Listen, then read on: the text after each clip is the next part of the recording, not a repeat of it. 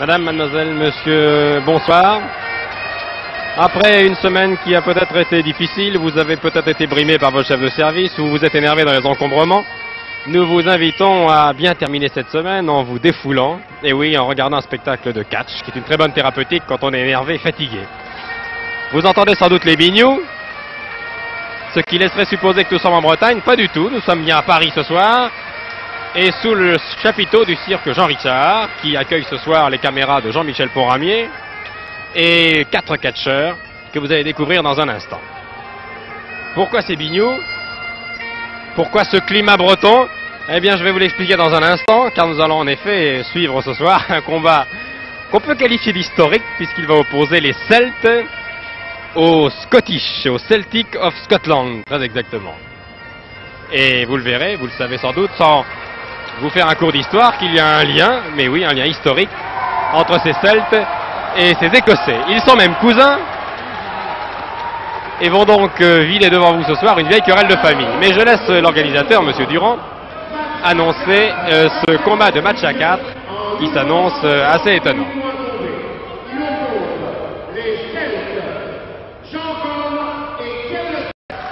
Voilà les Celtes, et vous allez avoir les Celtic of Scotland, facilement reconnaissables. Ils portent un kilt, ils viennent d'Édimbourg, ce sont des Écossais pur sang.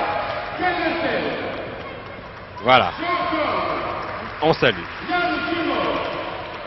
Et oui, c'est un combat historique, et sans vous raconter l'histoire des peuples celtes, qui remonte d'ailleurs à la première moitié du premier millénaire avant Jésus-Christ, je vous dirais que les Celtes vécurent en Italie, au Pays de Galles, mais surtout en Écosse et en Bretagne. Or, l'équipe des Celtes est formée de 2 bons Bretons, vous les avez vus, ils sont à gauche, au centre du ring maintenant, et l'équipe des Celtic of Scotland sont formés bien sûr de 2 Écossais, qui sont des cousins directs des Celtes. C'est donc une affaire de famille qui va se régler ce soir devant nous, devant les caméras de Jean-Michel Ponramier, et sous l'œil imperturbable et compétent du monsieur vêtu de blanc, qui est bien sûr l'arbitre, monsieur Charlet.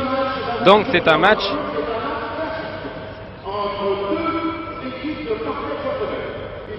voilà, je vais vous traduire ce que dit le speaker officiel dans un instant. Voilà, il a répété exactement ce que je venais de vous dire. Il y a eu un échange de fagnons très intéressant, mais oui, ils sont venus avec leurs fagnons. Vous les avez peut-être vus. Il y avait le fagnon écossais et le drapeau breton. Voilà. Le guana de blanc et noir et le drapeau écossais, qui est d'ailleurs une partie de l'Union Jack, puisque vous savez que le drapeau britannique, l'Union Jack, est une superposition des drapeaux anglais, écossais et irlandais. Ce combat, donc, est prévu en une manche, c'est-à-dire en 30 minutes exactement, ou un tombé. C'est-à-dire que les 4 combattants vont devoir s'employer à fond, car il n'y aura pas de deuxième manche, et voire donc de belle. Voilà. Les consignes, vous les connaissez, vous suivez depuis très longtemps le catch à la télévision, rien dans les mains, rien dans les poches, interdiction de frapper à point fermé, interdiction de se tirer les cheveux, interdiction de se mettre les doigts dans les yeux, interdiction de porter des prises de strangulation, rien sous les semelles. Voilà, c'est parfaitement clair. Et les 4 hommes vont maintenant s'affronter. Combat de catch à 4 par relais. Nous allons voir quel est le premier à se présenter. Je crois que c'est Jean Corne. Voilà, Jean Corne donc contre Joe Kay, ce qui va me donner l'occasion de vous présenter ces 2 catcheurs. Jean Corne est un bon breton et Jean Kay est né à Édimbourg. Ce sont 2 très beaux athlètes. C'est un combat de bon poids moyen, c'est-à-dire 85 kg à peu près. Vous savez que les poids et les catégories en catch sont très différentes de celles de la boxe. Mais ce sont, vous le voyez, 2 très bons gabarits. C'est la première fois que ces 2 équipes s'affrontent, bien qu'elles soient cousines, je vous l'ai dit il y a un instant, et un relais, voilà. Nous avons maintenant Falampin, Michel Falampin, bon breton lui aussi, qui est originaire de Lorient, si ma mémoire est bonne, dans le Morbihan, et qui a maintenant toujours le même écossais, c'est-à-dire Joe Kay, qui avant de monter sur les rings, arpenta les plaines écossaises car il a été fermier. Et puis il trouvait que c'était pas très drôle, il souffrait un peu de la solitude, il a préféré traverser la Manche et venir combattre sur les rings français. Et maintenant nous avons changé pour l'équipe des Celtic of Scotland, c'est Ian Gilmore qui est maintenant au centre du ring avec Falampin. Vous voyez, ça va très vite. On se serre la main, c'est très sport, on se serre la main pas pour longtemps. Le public applaudit, il est venu fort nombreux ce soir. Au pavillon 9 des Halles de Paris, car vous savez que depuis que les Halles ont quitté le cœur de Paris et sont allées à Rungis, eh bien les enceintes installations servent maintenant à des expositions et abritent toutes les formes d'art, et le catch en est une.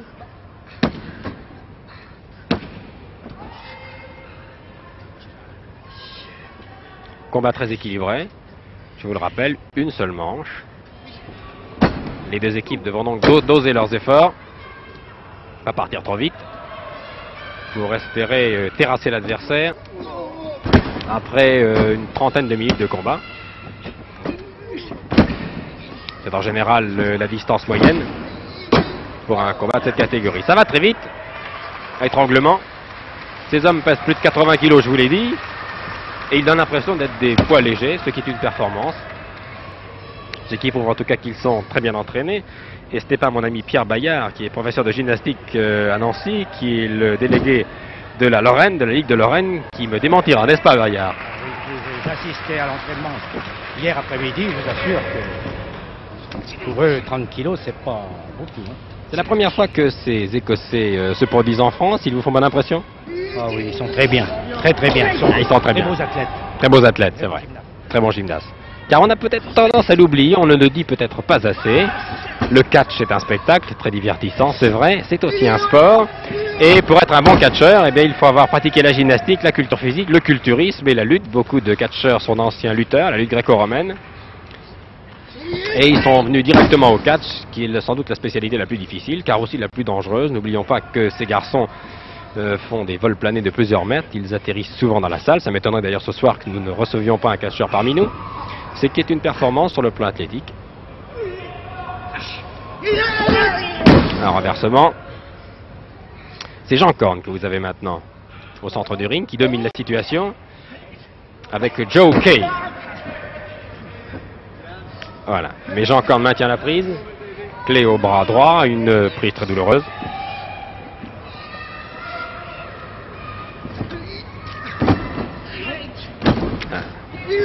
Une projection dans mes bras, mon petit, mais oui, pourquoi pas. Vous savez bien sûr que le règlement est impératif et très strict, c'est-à-dire que lorsqu'on maintient les deux épaules de son adversaire 3 secondes au tapis, on a gagné. Encore faut-il y parvenir. Et ça m'étonnerait fort que Joe Kay parvienne dès maintenant à immobiliser Jean Korn pour 3 secondes. Pour l'instant, il lui porte un écartèlement, doublé d'un ramassement de jambes, ce qui est très douloureux, très spectaculaire, mais qui est parfois dangereux, la preuve. Voilà, et Jean Korn, satisfait de son labeur, a regagné son coin et a passé le relais à son ami Fallompin.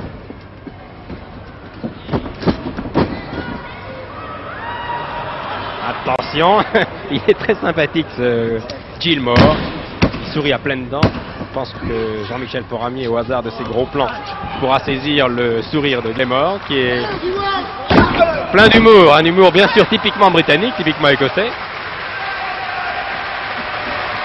Et le public applaudit. C'est un public de connaisseurs. Nous avons d'ailleurs dans la salle quelques personnalités du monde du spectacle que vous verrez d'ailleurs tout à l'heure, je pense. J'ai aperçu Mademoiselle France Gall, il y a aussi Maurice Biraud, et puis Jacques Harry. Et Jacques Harry, lui, est un spectateur averti, autorisé, car il a pratiqué la lutte, il fut champion de lutte. La Ligue du Limousin, il est originaire de Limoges, il nous dira tout ça tout à l'heure. Voilà. Ah là là, le traître.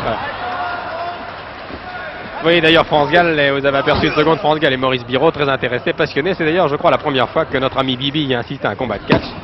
Je ne manquerai pas tout à l'heure de lui demander ses impressions. Et pour l'instant, on souffle beaucoup sur ce ring. Passionné, France Gall et Maurice très inquiets.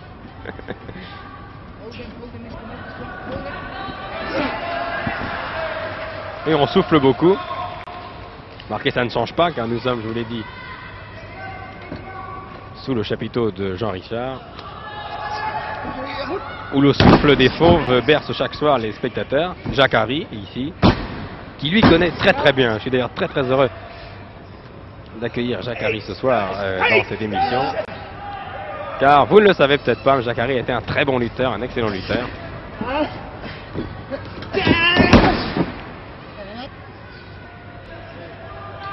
Et on maintient la prise.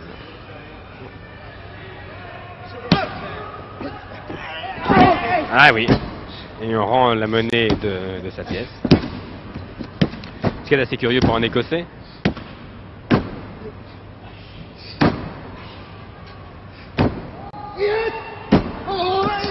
Et dans un gris superbe, l'ami Korn est revenu sur son adversaire. Korn en gros plan, Ruiz Lancer. Vous savez que les catcheurs dans un combat pareil perdent souvent 1, voire même plus d'1 kilo, n'est-ce pas, M. Bayard? Oui, 2 à 3 kilos. 2 à 3 kilos, eh oui. Voilà, un passage de témoin. Alors, nous avons maintenant toujours l'ami Jean Korn et Gilmore, le Celte.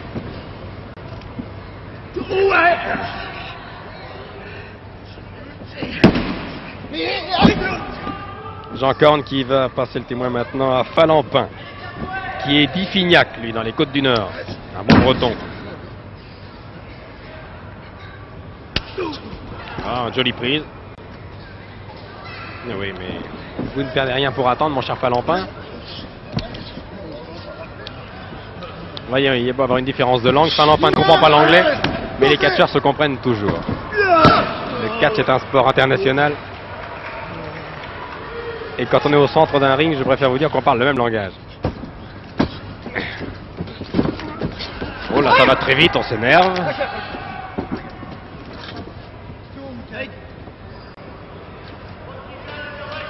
C'est un combat classique, un combat d'athlètes, de stylistes, de garçons qui connaissent bien leur métier et qui de temps en temps se trompent, se trouvent face à face, immobilisés à la même prise. On se serre la main.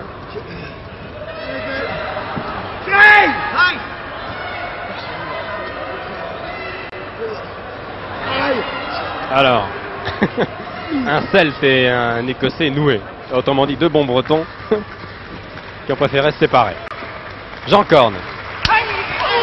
Ah, un saut chassé. Ah, le saut chassé de M. Kay a été très efficace. Mais Korn en a vu d'autres dans son jeune temps à Lorient, quand il était étudiant à Lorient.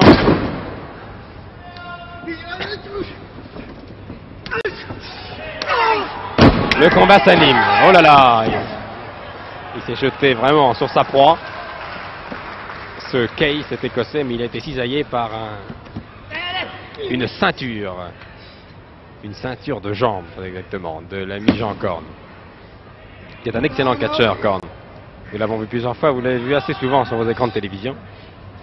Mais avec Falampin ce soir, ils s'attaquent à forte partie avec 2 Écossais.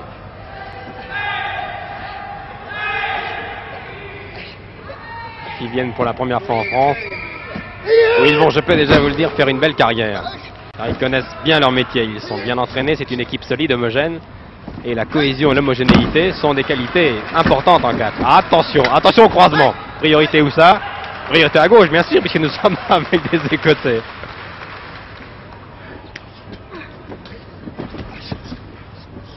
Oh là là, oh là là. Alors là, je m'apprête à quitter ma chaise parce que j'ai pris il y a quelques années un catcheur sur les genoux. Et j'ai eu beaucoup de mal à rentrer au service des sports. Ah, une prise très douloureuse. Là, j'ai l'impression que l'ami Kay a été durement touché. Mais c'est un très bon comédien. Vous savez que les Anglais, eux aussi, ont de bons comédiens. Oh là là! Mon Dieu! Alors là, je ne sais pas comment il va faire pour se relever. Il souffre des reins, vraiment. Il y a des supporters de Falampin et de Korn dans la salle. Vous savez qu'il y a de nombreux Bretons à Paris et j'ai l'impression que tout Montparnasse est venu encourager nos 2 Celtes, originaires d'Iffignac dans les Côtes du Nord et de Lorient dans le Morbihan. Il y a d'ailleurs d'extraordinaire quand on parle des Celtes, c'est que lorsqu'on se penche sur le livre d'histoire, eh bien on remarque que les historiens insistent beaucoup sur le fait que les Celtes avaient une étonnante faculté d'assimilation jointe à une extrême curiosité d'esprit, ce qui prend toute sa saveur ce soir quand on voit le physique, et on connaît le physique de Korn et de Falampin.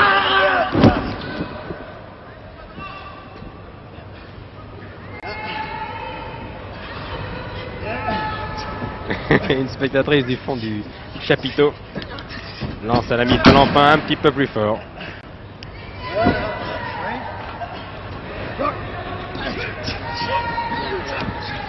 Ah, c'est un combat aérien. Ouh là là. Il a tellement secoué son adversaire qu'il s'en a fait mal au bras. Il va d'ailleurs passer le relais à son ami Kay. C'est Kay contre Falampin qui va essayer de récupérer car il a une prise assez douloureuse au bras gauche qui ne l'empêche pas de saisir la tête de son adversaire à plein bras. Il essaie de lui porter une ceinture avant, il n'y parvient pas. Et c'est une clé au bras. Voilà. Voilà.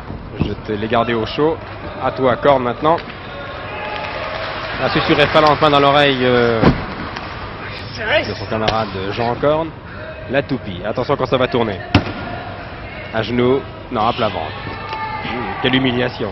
Le Celte humiliant l'Écossais. Qui se dégage vraiment avec une facilité déconcertante. Prise applaudie par le public du chapiteau de Jean Richard. Qui a laissé ses fauves ce soir au repos, mais qui en a laissé 4 autres envahir le ring.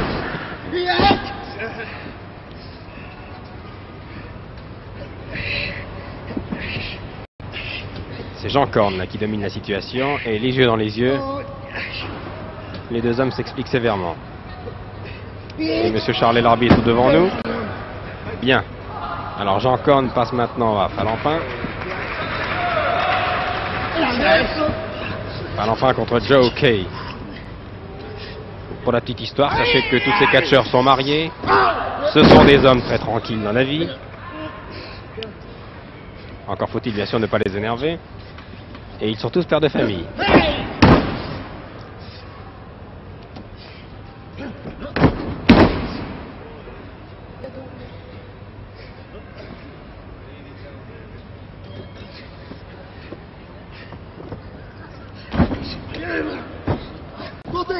Comptez, demande Falampin à l'arbitre au cas où M. Charlet aurait oublié de compter. Alors là, évidemment, il faut se dégager d'une prise pareille. Allez. Voilà.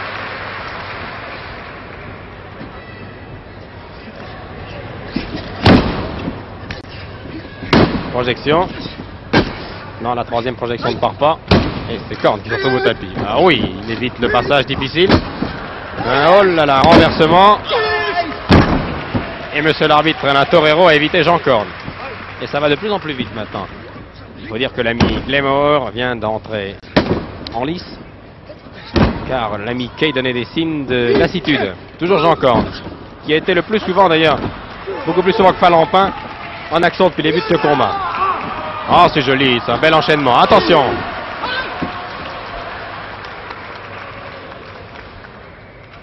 C'est un combat rapide. C'est du vrai catch. C'est important, il faut le dire. C'est un combat de stylistes, de gens sérieux, de vrais professionnels. Un étranglement. Et Glamour va essayer de se dégager par d'autres chassés. Vous avez vu le faciès de Glamour? Eh oui. Et quand on pense que dans les livres d'histoire, on marque que l'art celte est profondément original et se caractérise par une idéalisation de la figure humaine dans laquelle n'apparaît que la tension intérieure, là aussi ça prend toute sa saveur, quand vous avez vu le faciès de l'ami Glamour.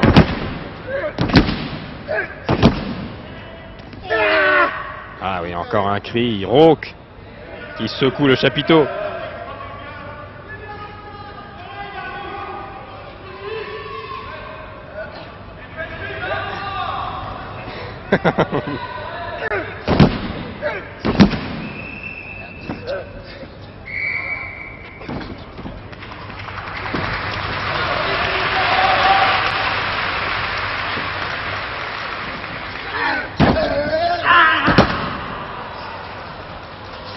Le combat s'anime.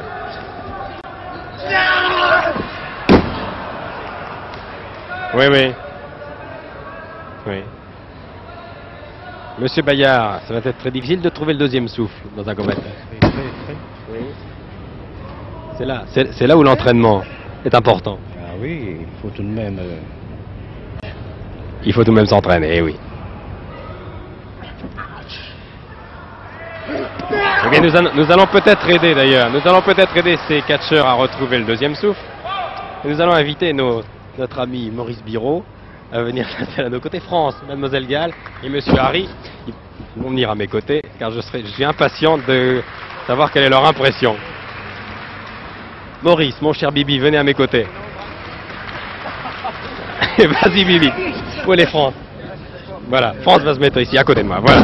Alors France, c'est la première fois que vous voyez un combat de catch? Oui, c'est la première fois. Oui, je vous ai vu tendu tout à l'heure. Je dois dire que je voyais pas ça du tout comme ça. Non. Moi. Non. Ils me font pas tellement peur. Ils vous font pas peur finalement? Non, parce qu'ils sont d'une telle agilité, d'une telle souplesse, c'est comme des balles de caoutchouc. Ils pèsent plus de 80 kilos, c'est une performance. Ceux-là, ils sont très sérieux, ceux-là. Ils sont très sérieux. Maurice. Alors moi c'est mon baptême, enfin des matchs de catch j'en avais déjà vu à la télé. Mais alors venir le voir comme ça de si près, extraordinaire, oui, c'est extraordinaire. Parce que là le moins qu'on puisse dire c'est qu'ils offrent du spectacle. Ouais. Alors c'est une espèce de grand guignol moderne, mais c'est quand même des sportifs de tout premier ordre, parce que là ce qu'ils nous donnent comme exercice c'est fantastique quoi. C'est très enthousiasmant, non? Et alors on leur trouve des noms extraordinaires. Ce soir il y a les Celtes. Voilà, dans la... Ah là, Ça devait arriver. Ça devait arriver. Ça. Le ring est le propre de l'homme, là. Hein.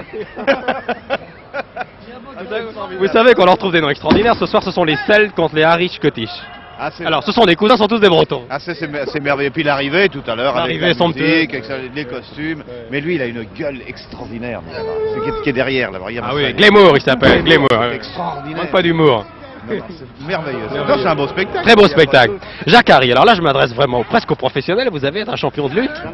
C'est-à-dire pendant 7 ans, Pendant 7 ans, il était lutteur. Pendant 7 ans, j'ai fait de la lutte et du catch. J'étais champion du Limousin pendant 5 ans. Oui, et j'ai connu les Deglan, les Navailles, le père Benchemoul, les frères Mickey et tout. Vous appréciez vraiment? Ah oui, certainement. Mais alors c'est assez drôle parce que ce soir j'ai l'impression que la viande qui est au hall, elle sort pas du frigo. Hein. Elle sort pas du frigo. Ah, ils se répandent d'une manière extraordinaire. Je disais tout à l'heure aux téléspectateurs que ça paraît très facile. En fait, ça demande des années d'entraînement. Une grande résistance et une énorme adresse. Une résistance énorme. Et alors, il y a une chose, moi, je trouve aussi de formidable, c'est que en dehors de ce que tu viens de dire, là, Michel, c'est vrai, d'abord, ce sont des grands sportifs, il y a un entraînement colossal. Et il y a une chose fantastique, c'est qu'il y a un humour tout au long, merveilleux, ils sont très drôles. Ils sont de grands comédiens, mais certains d'entre eux font des apparitions remarquées d'ailleurs au cinéma. Il faut le faire, c'est absolument extraordinaire. Et vraiment la raison du catch, pour tenir le coup, il ne faut pas résister. Il ne faut pas résister, il faut suivre le gars, on ne sait pas ce qu'il va prévoir. Exactement. Comme sont des Celtes, il va peut-être compter jusqu'à 7, Maurice. Ah oui, vous voulez l'enlever. Vous enlevez ce calembour. Marqué, il y a 2 fois Celte. Ça demande pas de sel. Ça demande pas le sel, j'attendais ça. Ma petite France, vous avez l'air terrorisée, non, ça va? L'étranglement vous a fait peur tout à l'heure. Je me trouve un peu près là. Un petit peu près, oui, non mais c'est bientôt terminé. Une petite chanson là, juste avant la fin. Hein? Mais France, tu as chanté récemment Les Éléphants, tu pourrais peut-être chanter le 4. Tu demandes. Ah, t'es parolier, t'es qu'une chanson le 4. Ah oui. Enfin, ils ont de l'estomac les gars, hein, ils ont de l'estomac. Il a très mal, dit Franck. Heure de douleur.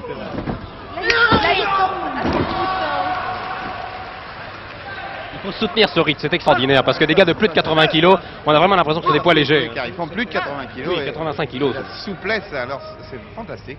Ouais, je suis très content d'être là. Hein. Alors là, 2 grands comédiens, on se serre la main. C'est terminé? Voilà. Alors qu'est-ce qui se passe? Revenez immédiatement. Il voulait rentrer déjà chez lui à Édimbourg, ils habitaient Édimbourg tous les deux. Il ne faut pas oublier que les 3 quarts de ces gars-là sont bourrés de fractures. Il ne faut pas l'oublier, ils ont tous eu des accidents. Au début, ils ont tous eu... Ils ont beau être très entraînés, ils apprennent à tomber, mais de temps en temps il y a des pépins et des coups durs. Ah oui. Bien sûr, mais c'est comme ça que, je sais pas si on l'a déjà dit au micro, mais c'est comme ça que Lino Ventura est venu au cinéma après avoir cassé.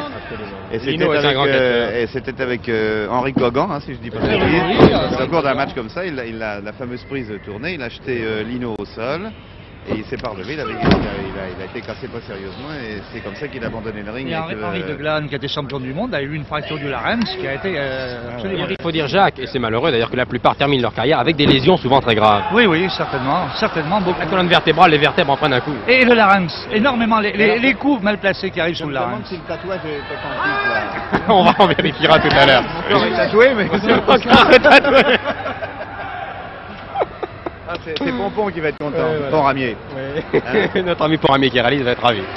Alors là, oui, France, tu peux me poser toutes les questions sur le règlement. Savoir à quoi sert la petite ficelle. Il doit tenir cette ficelle pendant tout le combat, et c'est un combat à 4. Donc tu as remarqué qu'il y a un relais. À chaque fois, quand un des catcheurs est fatigué, il passe le relais, il tape dans la main, il faut qu'il frappe la main, mais pendant que son camarade est au centre du ring, le second doit garder la main sur la corde.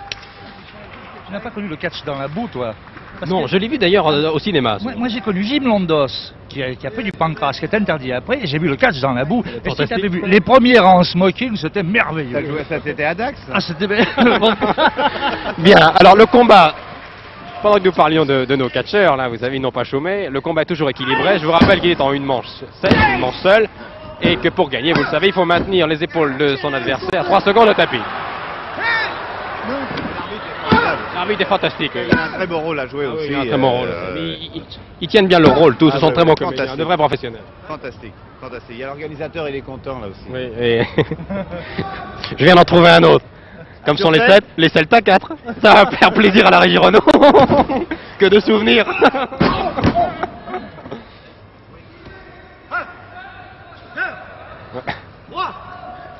France, un pronostic. Ça va toucher à sa fin maintenant. Alors les maillots rouges ou les maillots bordeaux? Les oranges. Les maillots oranges, c'est-à-dire Monsieur Falampin ici au tapis. Je l'ai vu avant le match, il est très sympathique. Ah, France a vu le catcheur avant le match, elle le trouve très sympathique.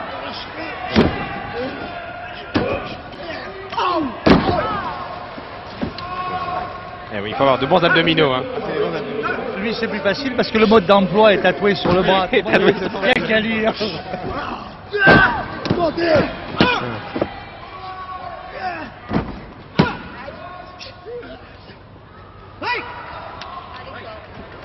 Alors, France disait qu'elle avait trouvé le catcheur très gentil. Il faut préciser que dans la vie, ce sont des garçons très charmants. Ah, c'est des garçons absolument charmants, sensationnels.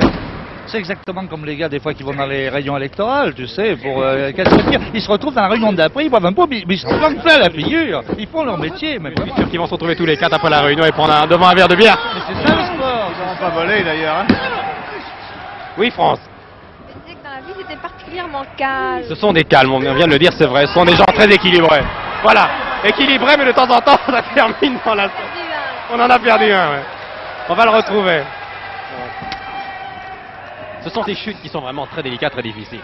Parce qu'on peut tomber sur les fauteuils de l'orchestre et là on peut se faire très mal. C'est l'agrément de leur métier parce que nous dans le métier c'est souvent qu'on cherche les chutes, on les trouve pas facilement. Hein. Non, mais eux, ça commence par ça. C'est formidable. Mais ils ont, alors moi, tu vois ce que je trouve d'inouï hein, par rapport aux précédents, ils ont des gueules fantastiques. Ah oui. Ils sont chouettes ces gars-là. C'est beau travail. D'ailleurs, certains d'entre eux font, je le disais tout à l'heure, on font du cinéma. Oui, bien sûr. Le meilleur exemple est bien sûr Lino Ventura. Ben, je souhaite qu'ils fassent tous comme Lino Ventura. Exactement. Mais moi j'ai commencé au cinéma comme cascadeur précisément avec Kogan, avec Constantine et tout. Eh bien, c'est des gars qui sont merveilleux parce qu'ils te font des bagarres phénoménales, où tu risques le moins possible. Ah, le fameux double Nelson, ça c'est douloureux. Ah, ça fait mal. En tout cas, ces deux Écossais là, qui combattent pour la première fois sur un ring parisien, ont fait bonne impression. Et je pense que nous les reverrons souvent à la télévision. Et les manchettes. Ah oui, ah là là, il y a même les boutons avec. C'est une soirée de rigueur, là. Une soirée chic, il y a des manchettes. T'as pas encore dit des Écossais, mais on avait toujours besoin chez soi. Des petits pois des écossais. petits pois écossais. Mais oui, mon cher Nag. On peut aller au sol pour des choses de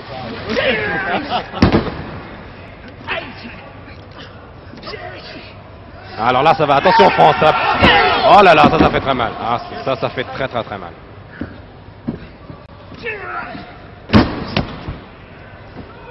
Attention, 2.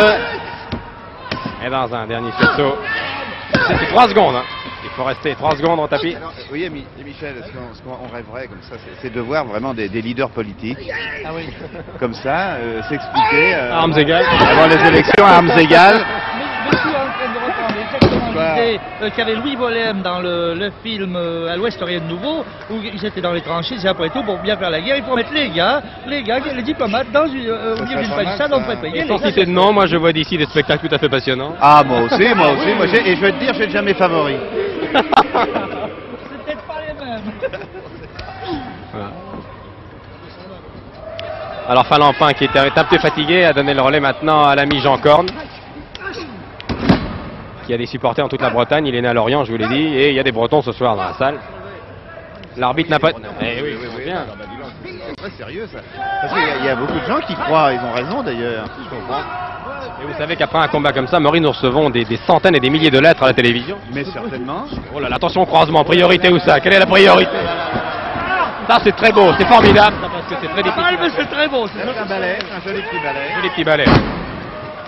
C'est celui qui venait de la droite qui avait la priorité. Oui. Une manchette, ah voilà, les manchettes, ça... Les drapeaux qui s'agitent. Et oui, les drapeaux bretons, et oui, attention, c'est que c'est sérieux, hein, question de prestige. Nous approchons de la fin du match là. Ah, je pense, là, oui, ça s'anime maintenant, on jette les dernières forces dans la bataille. Ah, je crois que c'est la 28 ou 29e minute. En principe, oui, ça va se jouer maintenant. Ah, ça c'est extraordinaire, après près d'une demi-heure, et un saut chassé pour terminer. On lui a demandé de s'arrêter pour qu'il lui colle ses deux pieds dans la figure. Oui. Qui a un nom d'ailleurs, car il s'appelle le saut chassé de Savoldi, qui était l'inventeur de ce truc-là, en 1936. 1936. Merci Jacques. Ah oui, le fameux saut chassé. Ça en fait des dégâts d'une prothèse. Oh, Ça en fait des dégâts.